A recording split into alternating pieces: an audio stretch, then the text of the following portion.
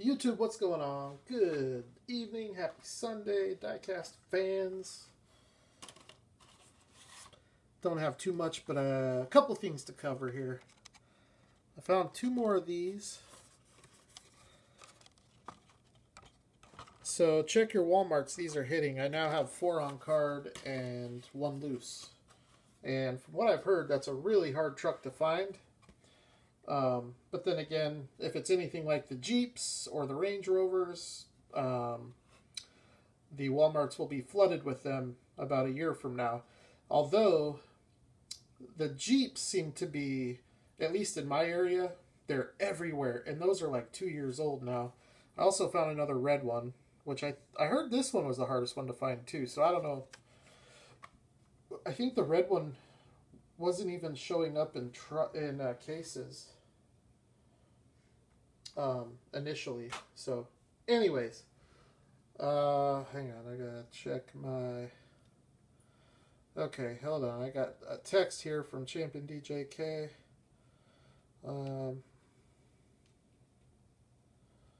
Let's see here. When I call you. Okay. Just had to send him a response. I found another one of these. That'll be the only one I'll buy other than the loose one. This is not a casting I'm going to hoard. But I found an M2 car that was returned. It's an old cast line from 2013. And back then they made really good quality stuff. I think it might be a recard. There's no indication of that on the packaging. There's no scent of acetone. But I don't know enough about the car to know if these are the stock wheels. There's the old M2 Auto Drivers card. It actually said base model on the card, so I think they were going for like a base model, and then you kind of work your way up. But I only got this because of the casting. It's a Charger Daytona, and they actually, while their castings run a little big, and see that did not open like a recard would, so I don't believe it's a recard. Anyways, they do a really nice Charger Daytona. And so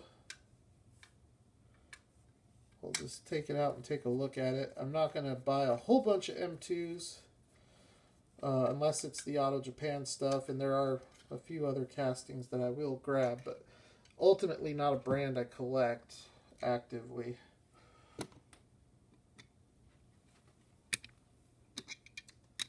So let's see here.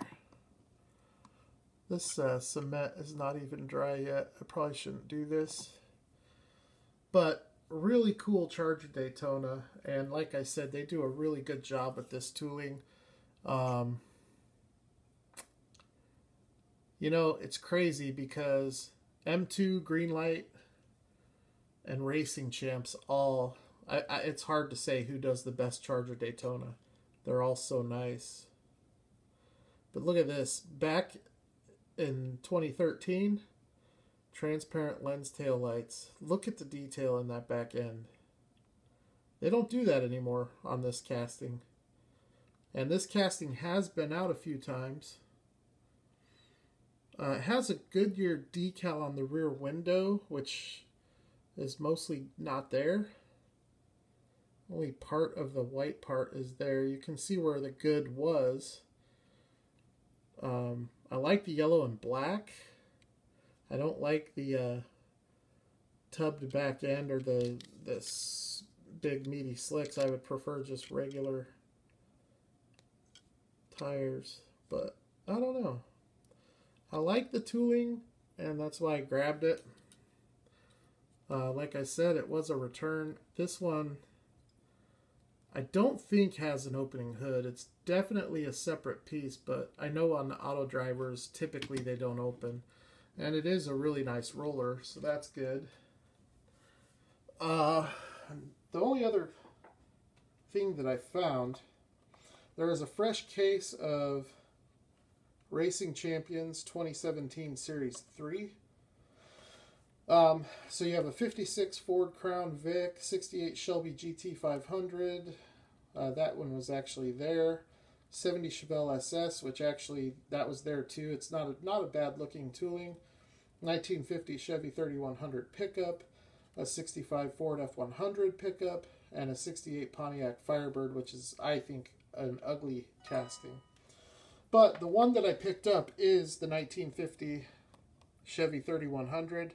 These are pretty rare. They're limited to only 2,000. The Ford truck, the Ford truck was the only one missing, so I don't know if it was a gold strike or what.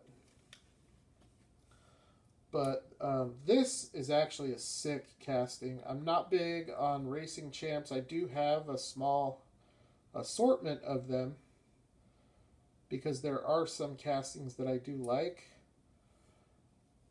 And this one might make its way onto that list. I like the old Rivy with the side opening hood, but this thing is so clean. You can definitely see the round 2 fingerprint on it with the detail and the colorway. Just the interior, the wood bed. It's like a pearl white with really nice metallic blue color fenders. This casting does have an opening hood, and let's see if we can got the Chevrolet, and ooh, take a look at that, turn indicators in the grille. That's a nicely done little casting. The chrome trim around the windshield, it's a split windshield, which I think is a good look. You have the chrome around the headlights. So that's a subtle detail, but it's little details like that that make a big difference in the overall quality. The base of the truck looks as such. Let's see there, well, I think they even they put the production dates on all the round 2 cars. So Johnny is doing it now. Racing Champions. This was August 30th of last year. And this is actually a Johnny Lightning tooling. So says the base. And there's a little part here on the driver's side.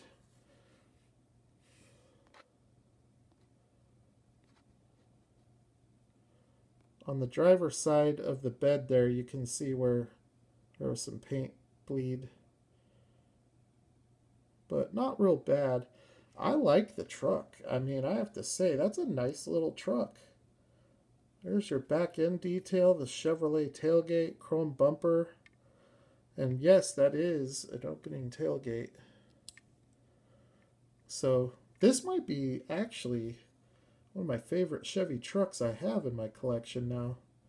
Definitely glad that I picked that one up. So that's really it for tonight's finds. I had to run. Actually, my wife needed a few things. I was at Walmart earlier this morning. Every Sunday I take my daughter to breakfast, and this morning we went to Walmart afterwards, but we went to a different Walmart that's not near our house. And on that run, I found the M2 1/24 scale Datsun 510.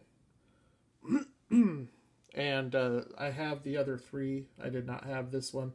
I don't have the chase cars, and I'm not interested in the chase cars. But I am interested in these, and when they do the Skyline and the 240, I'll be getting those as well. Those will probably be the only 1/24 scale cars I ever buy.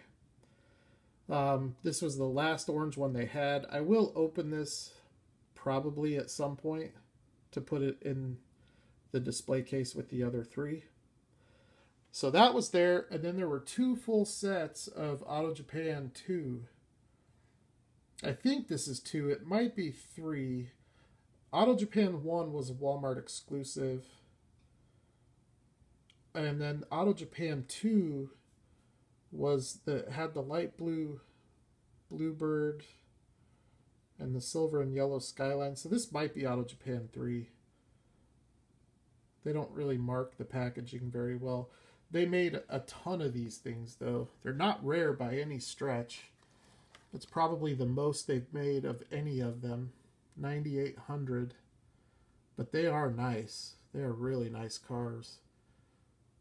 And good possibility I'm going to keep one of these sets in the package. I was thinking about using them for wheels for some of the other ones. Maybe doing some base swaps. But I might just keep a set in the packaging. And then I've got 2 people interested in another set. So we'll see if we can work out some kind of a trade. So yesterday I showed you guys the end result of this dirt road diorama that I made for a buddy who was out of town. He actually flew back in tonight, so I'm sure I'll meet up with him at some point this week so that he could take this. I think he's just going to use it for photographing his cars. Honestly, I don't know. I don't care. He can do whatever he wants with it, but I think that that's why he wanted it. But these little boxes, I had 3 of them, and I found that lightweight spackle at Dollar Tree, and so I started up on this one, which I showed you guys in the last video. It was basically just white from the spackle. This is a mostly finished product, and I definitely did some things I did some things differently on this that I have not done before. A lot of experimentation. First of all, the lightweight spackle is an experimentation, although I did it on this one as well. So that's the first thing that I tried. You can see I still have a lot of wet glue. I just glued a lot of the rocks and stuff down. The terrain is dry. It's good and dry. It's not going anywhere. And I basically did the terrain here the same process as I did here, and also same materials. But there's a little bit of a vertical wall on this one, and I've only done a few of those. They're very hard to do, but this is probably the best result that I've gotten on any on any of the vertical walls that I've done. And I think the way you need to do those is with a finer grain of dirt, and also different shades, different contrasts. So all the darker colored dirt that you see in both of these layouts, actually, like right here on that corner, the darker dirt is stuff that I got from my backyard. Everything else is stuff that I got at Hobby Lobby. They tend to only sell the lighter colors. But yeah, that's pretty much it. So yeah, the vertical wall makes it kind of interesting. Growing up in Colorado, there are a lot of roads that are like this, where it's basically a cutout of a mountain and not basically no shoulder. So it's a pretty realistic look, I think. Now, the big experimentation with this is with the roadway. This is something brand new. I painted it gray. I painted it about that color. But yesterday I was at my dad's, and he's been doing a lot of work on his backyard, and he had a bucket of Quikrete, and it wasn't this Quikrete. It was similar, but it was basically this if you take out all the gravel. So it was a real fine powder.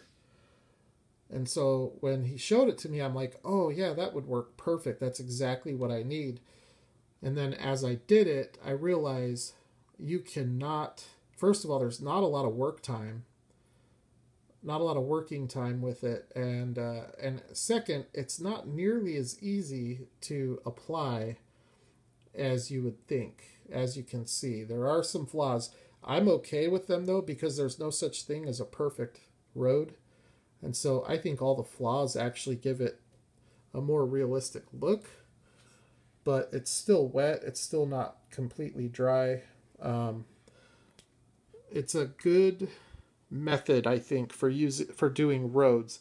The only caveat to that is that if you're doing large dioramas like the one that these are sitting on, you probably wouldn't want to do a whole lot of it because it adds a lot of weight.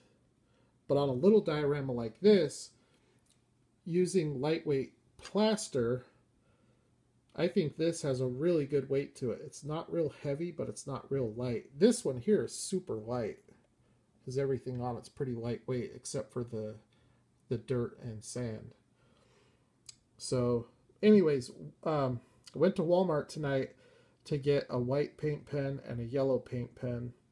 So we'll see how this looks when it has the road stripes on it. That'll be that, and a few trees will be the finishing touches. And then I'll have the dirt, which is going to be leaving. It's not going to be in my possession. And then I'll have the paved road, which will be in my possession. I will use this for, I might use it for some videos and photographs, and I may sell it too. I don't know. I may make a few of these and take them to sell. So anyways, that's the diorama. Figured since I don't have a lot of cars to show you, we'll just take a look at these. I don't know how long it's been since I've shown these, but this is a really cool dealership promotion set. They were not available in the US, I don't think. This is just a Subaru Outback wagon. Prototypical wheels on these cars. They don't have interior, but the windows are tinted so you can't see in. The detail's really nice. The scale and proportion, they're basically miniature replicas. They're pretty spot on. Obviously the headlight detail and taillight detail could be better with like a tampo or something over the top of that. But overall, these are nice little cars, and you're not going to find another Subaru Outback premium casting that looks this nice, I don't think. Now on the Impreza, you can, because Kyosho does a really nice, they actually do a couple of really nice Imprezas. So here's the Impreza. Again, this also still has prototypical wheels. All of these Subarus have prototypical wheels.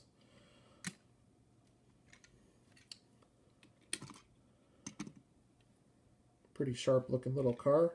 Proper stance on these.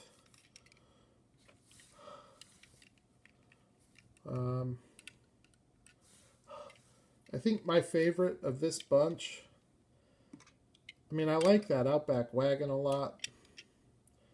I do kind of dig the Forester, though. I think it has the best wheels. And it's a Forester, you know. There are other 1/64 scale Imprezas. And there might even be other 1/64 scale Outbacks. But I'm pretty sure you won't find Subaru Foresters. One other concern I have with this road, being that there's no gravel in it, or no rebar for support, which it doesn't need because it's not going to be carrying a ton of weight, but I'm just hoping it doesn't crack apart and break apart.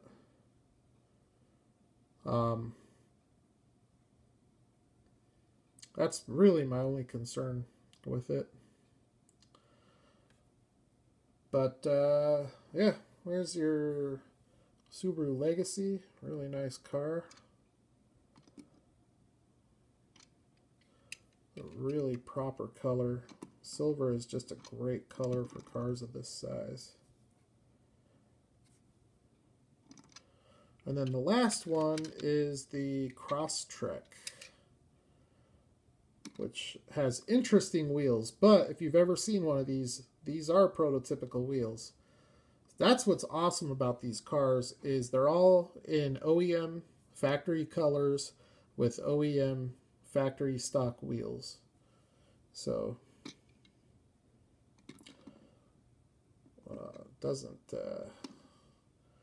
roadway doesn't seem completely level, but that's okay. No roadway I've ever done has been completely level, and that's actually better if you're going for accuracy. So there you go. I'm sure there will be more videos on this display. Hopefully the next time I do a video on it, the stripes will be down, and hopefully the cement will be dry. You can definitely see a lot of imperfections and a lot of inconsistencies with the texture, but I do really like the overall result.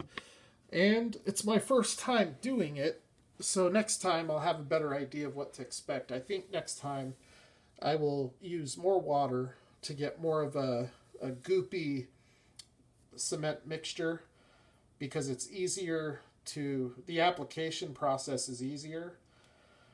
It was pretty tricky getting it done. It just wasn't what I thought it would be. I kind of expected it to be more like, well, a lot like applying spackle.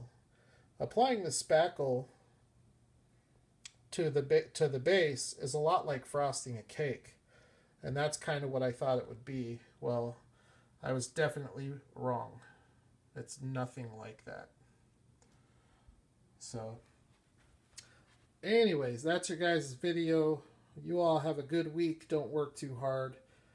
Happy hunting. Happy diecast. Peace.